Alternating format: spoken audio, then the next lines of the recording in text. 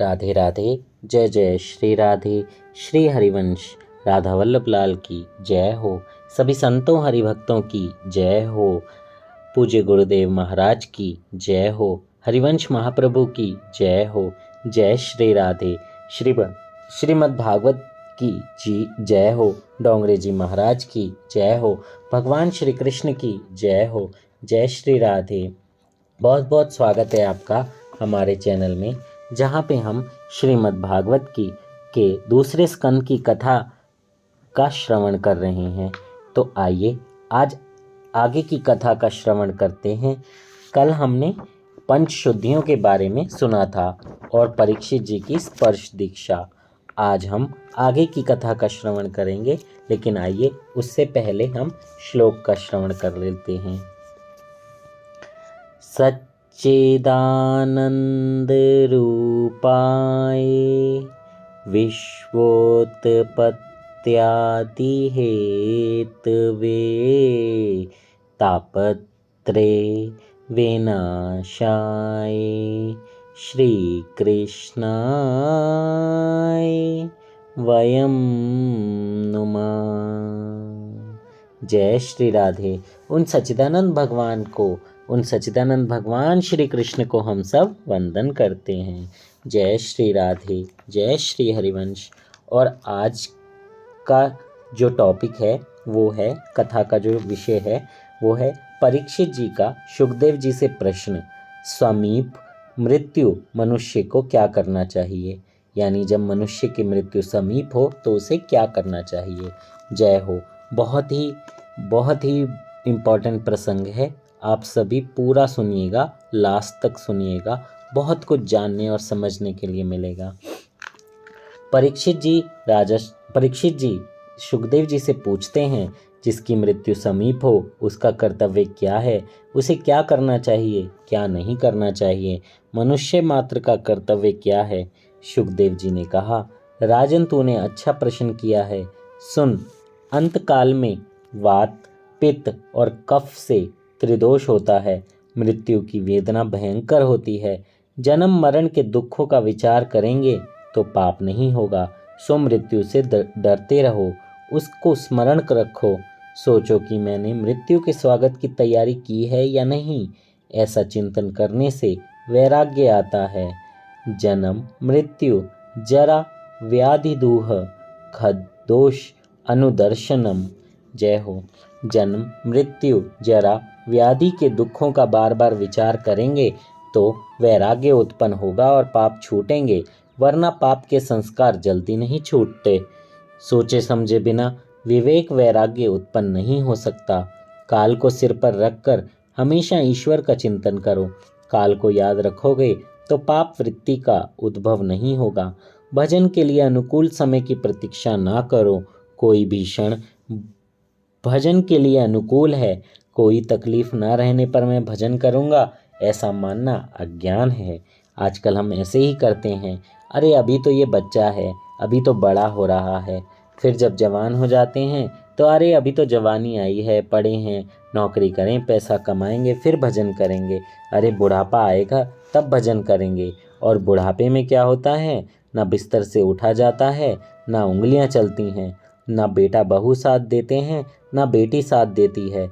और उस समय फिर बस यही चिंता सताए जाती है, कैसे खाना है, कैसे इधर जाना है, क्या करना है, अब कोई मेरा सहारा नहीं है। इसी चिंतन में समय निकल जाता है और माला फेरी ही नहीं जाती, भगवान का नाम लिया ही नहीं जाता। अगर अभी से हम लोग भगवान का नाम नहीं लेंगे तो बहुत परेशानी होगी। बुढ़ापे में तो उंगलियां ही नहीं चलती हैं। अपने बच्चों को अभी से नाम जप सिखाइए, भगवान का नाम सिखाइए, भगवान के बारे में बताइए। उन्हें छोटे छोटे गुरुकुल जो आजकल चल रहे हैं उनमें भी आप रख सकते हैं, लेकिन उनको भगवान के बारे में बताइए, क्योंकि भगवान के बारे में अगर वो नहीं जानेंगे तो फिर बुढ़ापा आने तक उनसे कुछ नहीं हो पाएगा। क्योंकि बचपन में जो आदतें डल जाती हैं वो पक्की हो जाती हैं और जवानी और बुढ़ापे में फिर वो ही साथ चलती हैं। वैसा ही हमारा नेचर भी हो जाता है। इसलिए आप अभी से अपने बच्चों को और आप भी अगर अभी छोटे हैं, यानी 20-21 साल के हैं और 18 साल के हैं, 25 साल के हैं और भजन नहीं शुरू किया है, तो आप भी अभी से कर दें। समय की ना सोचें, समय तो चला ही जाएगा। किसी की मृत्यु कब हो जाए कुछ नहीं पता, लेकिन माला जप दिन में 20 से 25 मिनट राधा राधा नाम जप कीजिए माला से।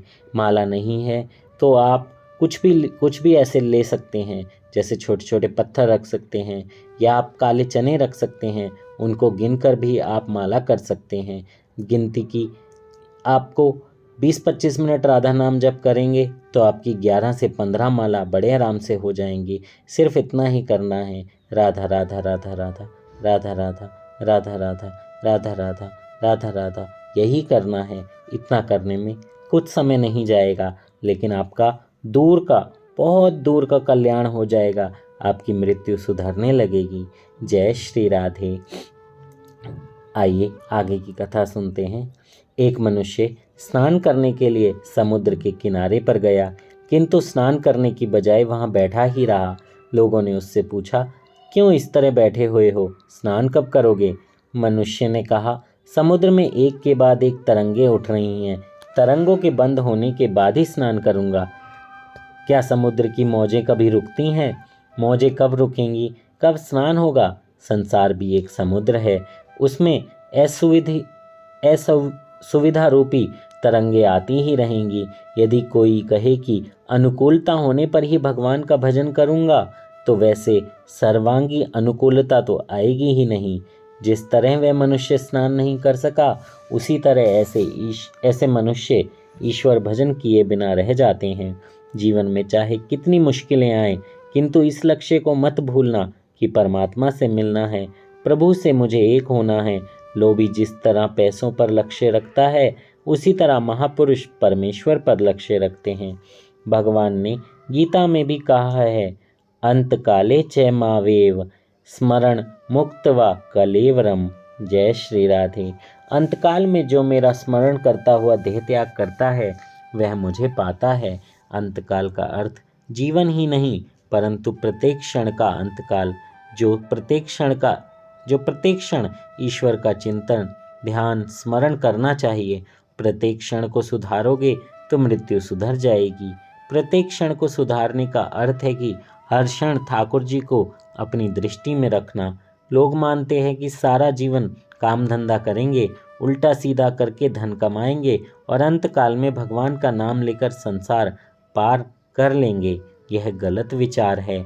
इसलिए तो स्पष्टता की गई है कि सदा तद्भाव भावितः, हमेशा जिस भाव का चिंतन करोगे उसी का अंतकाल में स्मरण होगा।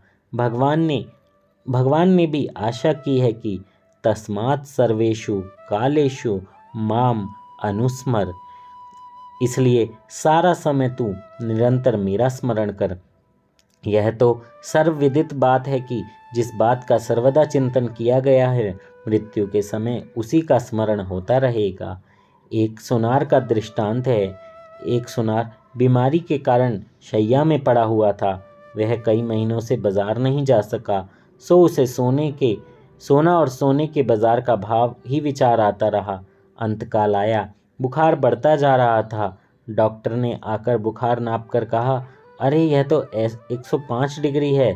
सुनार ने समझा किसी ने मुझे सोने का भाव बताया। वह अपने पुत्र से कहने लगा कि बेच दे, हमने 80 के भाव में लिया था, अब 105 हुआ है तो बेच दे। ऐसा बोलते बोलते ही वह मर गया। सुनार ने सारा जीवन सोना खरीदने और बेचने के और सोने के विचार में ही गुजारा था, सो अंतकाल में उसे सोने का ही विचार आता रहा। धन संपत्ति की ही चिंता करने वाले को, रुपया पैसा पैदा करने वाले को अंतकाल में उसी का ही विचार आता है। धन कमाना कोई पाप नहीं है, किंतु उसे कमाते समय भगवान को भुला देना पाप है।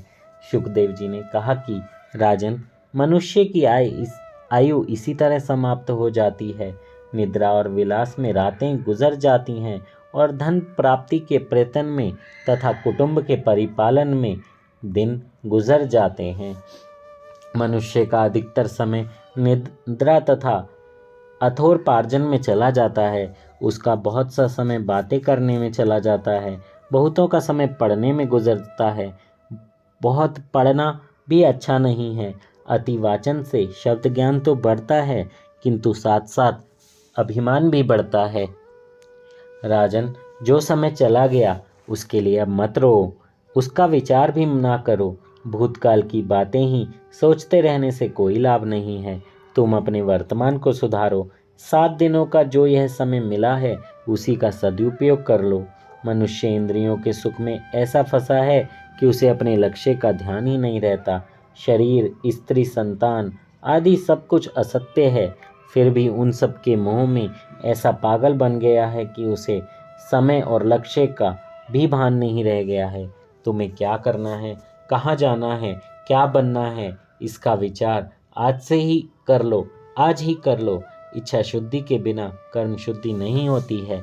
तुम निश्चय कर लो कि मुझे भगवान से मिलना है, मुझे प्रभु के धाम में जाना है, मुझे पुनर्जन्म नहीं लेना है। जगत में विकार और वासना के बढ़ जाने के कारण त्याग और संयम कम हो गया है। काल मनुष्यों को धक्का दे और उन्हें रो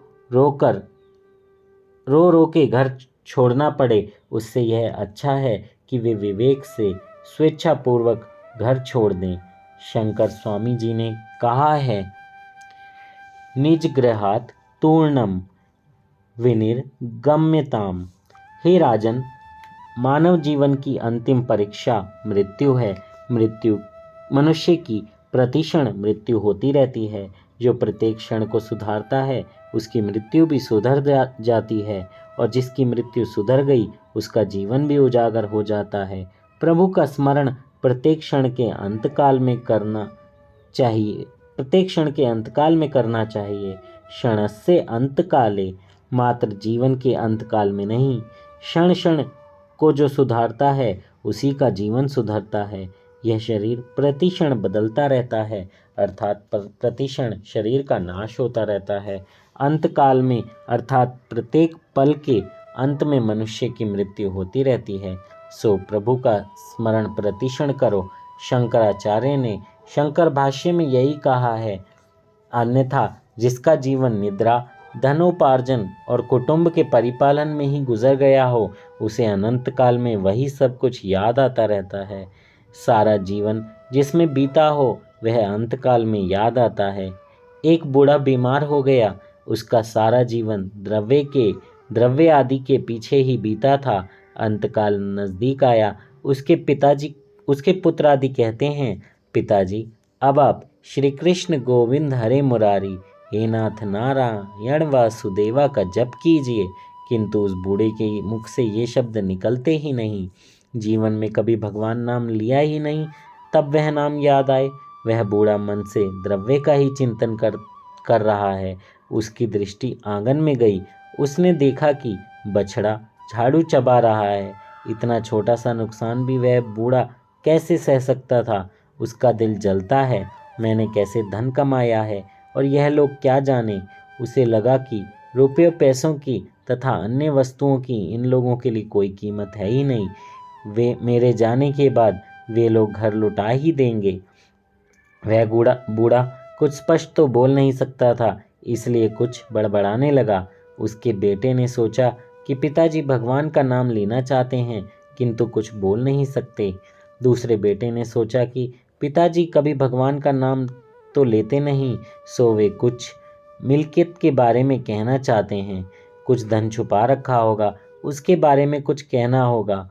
उन्हें पुत्रों ने डॉक्टर को बुलाया, उससे विनती की कि कुछ ऐसा करो कि पिताजी 2-4 शब्द बोल सकें। डॉक्टर ने इंजेक्शन देने के लिए 1000 रुपये की फीस मांगी। पुत्रों ने सोचा कहीं गाड़ कर रखा हुआ धन बताएंगे, अतः 1000 रुपये खर्च कर डाले। पिता की बात सुनने को सभी आतुर थे। दवाई ने अपना काम किया, कुछ शक्ति मिली तो वह बूढ़ा बोला, सब मेरी ओर क्या देख रहे हो, वहाँ देखो वह बछड़ा कब से झाड़ू खा रहा है। और इस तरह बछड़ा झाड़ू बछड़ा करते हुए बूढ़े ने देह त्याग दिया। जय हो जय हो। त्याग तो दिया लेकिन गति नहीं मिली। वही पुनर्जन्म 84 का। मैंने पहले भी बताया कि आप अगर बचपन से ही भगवान का नाम लेने लगेंगे तो बुढ़ापे में ले पाएंगे, अन्यथा बुढ़ापे में तो भगवान का नाम लिया ही नहीं जाता। बचपन से ही भगवान का नाम लेने की एक रीत बनाइए। सुबह शाम थोड़ा थोड़ा अपने बच्चों को सिखाइए। अगर आप अभी छोटे हैं तो आप भी नाम लेना शुरू कीजिए। अपनी उम्र मत देखिए, भगवान का नाम लेने की कोई उम्र नहीं है। पैदा हुए बच्चे के कान में भी आप राधा राधा बोल सकते हैं, राधा वल्लभ श्री हरिवंश बोल सकते हैं, उसका कल्याण होगा। लेकिन हम आजकल ऐसा नहीं करते हैं। जब बच्चा पैदा होता है तो फटाक से उसको ये सोचते हैं कि जल्दी से वो बड़ा हो जाए और हमारे लिए खूब धन कमाए, हम उसको अपने जैसा बनाएं। लेकिन ऐसा नहीं करना चाहिए। बच्चों को हमें संस्कार भी देने चाहिए और भगवान के बारे में भी बताना चाहिए। आपका और आपके परिवार का सबका कल्याण होगा अगर आपका बच्चा या आप भगवान का नाम लेना अपने घर में शुरू कर देंगे। जय श्री राधे। आप देखें, ध्यान रखें कि आपकी भी ऐसी दशा ना हो। यह बात हंसने के लिए नहीं है, सावधान करने के लिए कही है। लक्ष्मी जी अकेली आती हैं तो रुलाती हैं, किंतु ठाकुर जी आवें तो वे बहुत सुखी करती हैं। लोग कहते हैं कि आने वाले काल की खबर कैसे हो सकती है, किंतु वह तो पहले से ही सावधान करके आता है। काल सभी को सावधान करता है, किंतु लोग मानते ही नहीं। काल आगमन के पहले पत्र लिखता है, किंतु काल का पत्र पढ़ना कोई नहीं जानता। बाल श्वेत होने लग जाएं तो मानो काल की नोटिस आ गई, दांत गिरने लगें तो मानो काल की नोटिस आ गई। सावधान बनो। दांत गिर जाते हैं, लोग नकली लगवाते हैं। दांत गिरने लग जाएं तो समझ लेना चाहिए कि अब तो दूध भात खाकर प्रभु भजन करने का समय आ गया है। इसलिए लोग नकली दांत बनवाकर लगवाते हैं कि पापड़ खाने में मज़ा आएगा। ऐसे कहाँ तक चलेगा? खाने से शांति तो मिलती ही नहीं, इसके विपरीत वासना और अधिक भड़कती ही है। जीभ का स्वाद तो कभी नहीं जाएगा, उसे तो हमेशा कुछ ना कुछ नई चीज़ ही चाहिए। मृत्यु की कई निशानियां बताई गई हैं। अरुंधति का तारा ना दिखाई दे तो मानना चाहिए कि 1 वर्ष में मृत्यु होगी। स्वप्न में कीचड़ में शरीर धंसता हुआ दिखे तो मानो 9 माह में मृत्यु होगी। स्वप्न में कुम्हार के हाथी अर्थात गधे पर सवारी करने का दृश्य दिखे तो मानो कि 6 मास में मृत्यु हो जाएगी। कान में उंगली डालने के बाद अंतर्ध्वनि ना सुनाई दे तो समझो 8 दिनों में मृत्यु हो जाएगी। मृत्यु के लक्षण जानकर भयभीत मत होना, सावधान होने के लिए ही यह लक्षण बताए गए हैं। सावधान होने के लिए ही यह भागवत कथा है। भागवत की कथा सुनकर परीक्षित जी कृतार्थ हुए। मरण को सुधारने के लिए भागवत शास्त्र है। जीवन को जो सुधारता है उसी का मरण भी सुधरता है। राजन, मरण को सुधारना हो तो प्रत्येक क्षण को सुधारो। रोज सोचो, विचारो, मन को बार बार समझाओ, ईश्वर के बिना मेरा कोई नहीं। इस शरीर को भी एक दिन मुझे छोड़ना पड़ेगा, यह भी मेरा कोई नहीं। मेरे घर वाले सगे संबंधी भी मेरे नहीं हैं। जब यह शरीर मेरा नहीं है तो मेरा साथी है ही कौन? क्योंकि सभी संबंध शरीर के कारण ही उत्पन्न हुए हैं। भावना करो कि ना तो मैं किसी का हूँ ना कोई मेरा है। इस तरह ममता को हटाओ। संग्रह से ममता बढ़ती है, इसलिए अपरिग्रही बनो। तृप्ति भोग में नहीं त्याग में है। ममता सिद्ध करने के लिए सबसे ममता रखो। व्यक्तिगत ममता दूर करो। प्रत्येक मनुष्य को चाहिए कि वह प्रतिक्षण सर्वात्मा सर्वशक्तिमान भगवान श्री कृष्ण की लीलाओं का ही श्रवण कीर्तन और मनन करे। इंद्रियों को भोग से नहीं, प्रभु स्मरण से, प्रभु सेवा से ही शांति मिलती है। दुख का कारण देह ही है। दुख भोगने के लिए ही तो हमें देह मिली है। पाप ही ना किए होते तो यह देह और जन्म मिलता ही क्यों? रामदास स्वामी ने दास बोध में लिखा है, देह धारण करना ही पाप है। मनुष्य हर तरीके से सुखी नहीं हो सकता। हे राजन, मानव शरीर सुख के उपभोग के लिए नहीं मिला है। मानव शरीर तो भजन करके भगवान को प्राप्त करने के लिए ही मिला है। इंद्रिय सुख सभी प्राणियों को एक सा ही मिलता है। शरीर संग से जो सुख स्त्री पुरुष को मिलता है वही सुख कुत्ते को भी कुतिया के संग मिलता है। अतः मनुष्य जीवन पाकर प्रभु स्मरण में लीन रहो। तुम जीवन को कुछ ऐसे सांचे में ढालो कि मृत्यु के क्षण में भगवान की ही याद आए। जीव शिव का बनने का प्रयत्न नहीं करता, अन्यथा वह तो शिव बनने के लिए ही जन्मा है। जीव जब ईश्वर से कहता है कि आपका हूँ तो वह संबंध अपूर्ण है, परंतु ईश्वर जब जीव से कहते हैं कि तू मेरा है तभी वह संबंध परिपूर्ण होता है। पाप को टालो, पुण्य कार्य तुरंत करो। ईश्वर हमें पाप की प्रवृत्तियों से कभी नहीं जोड़ते, परंतु जन्मों के संचित संस्कार ही पाप करने के लिए प्रेरणा देते हैं। एकांत में ईश्वर भजन करो। मन को एकांत जल्दी एकाग्र बनाता है। एक ईश्वर में ही सबका अंत करना एकांत है। ईश्वर एक और अद्वितीय है। मन को एकाग्र करने के लिए एकांत में रहने की जरूरत है।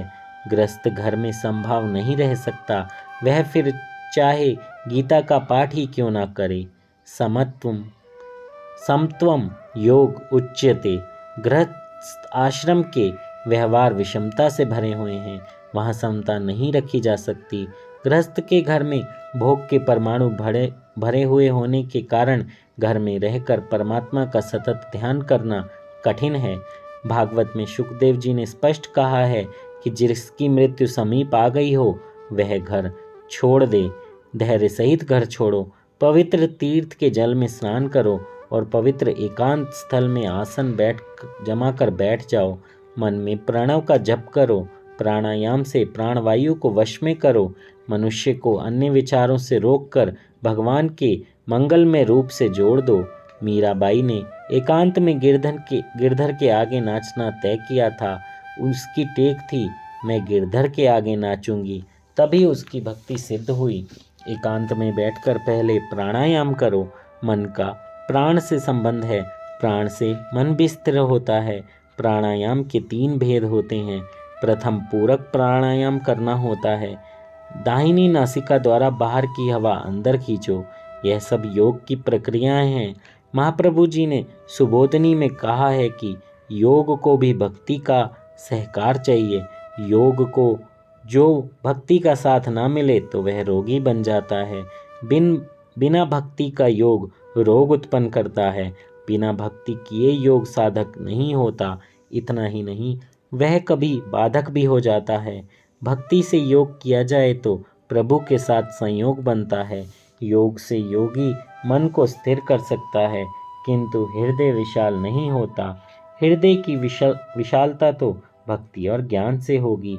इसलिए पूरक प्राणायाम से ऐसी भावना करो कि प्रभु का तेजो में स्वरूप तुम्हारे हृदय में उतर जाए और भगवान का व्यापक तेज तुम्हारे हृदय में आ रहा है।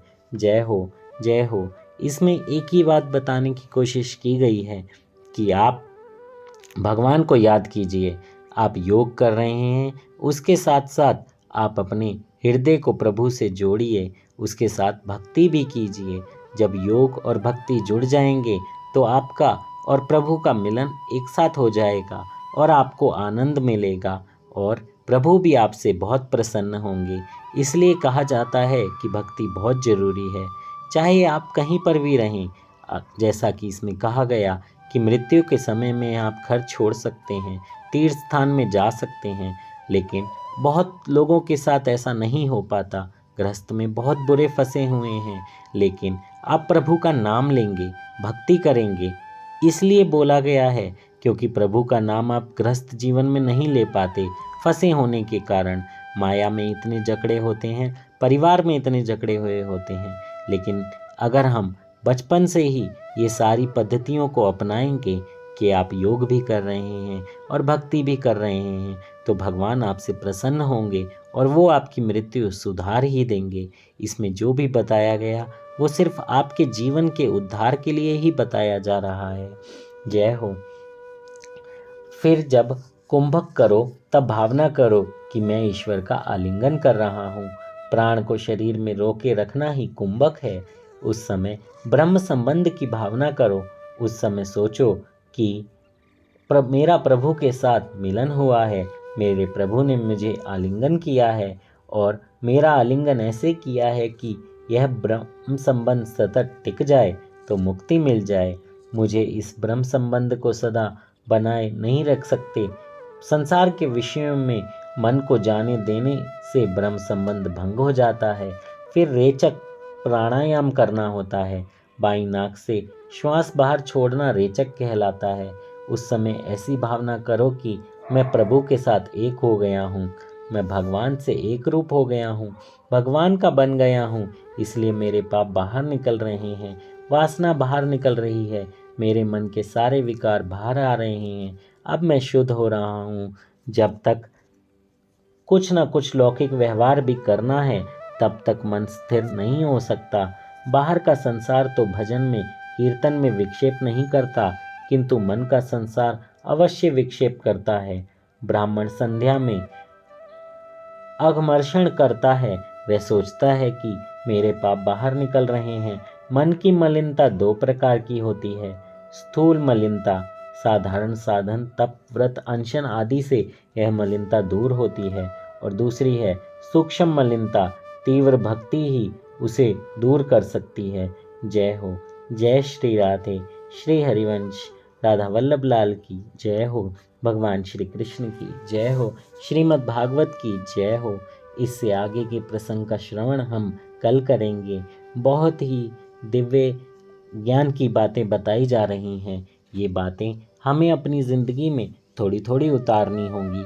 इसलिए कहता हूँ कि आप दिन में 20 से 25 मिनट भगवान का नाम लें, राधा राधा नाम लें, कृष्ण कृष्ण नाम लें और अपने जीवन को सुधारें, क्योंकि आपका जीवन जो है वो सिर्फ भक्ति करने से ही सुधरेगा और किसी चीज़ से नहीं।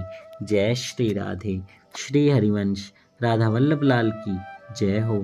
जय श्री राधे। अगर आपको कथा अच्छी लगी तो आप चैनल को सब्सक्राइब कीजिए, शेयर कीजिए और बेल आइकन ज़रूर दबाइए ताकि नई नई नोटिफिकेशंस आपको मिलती रहें। जय श्री राधे। जय श्री राधे। कथा कहने में मुझसे कोई त्रुटि हुई हो तो क्षमा कीजिएगा। राधा वल्लभ लाल की जय। हमारे प्यारे ठाकुर जी महाराज की जय।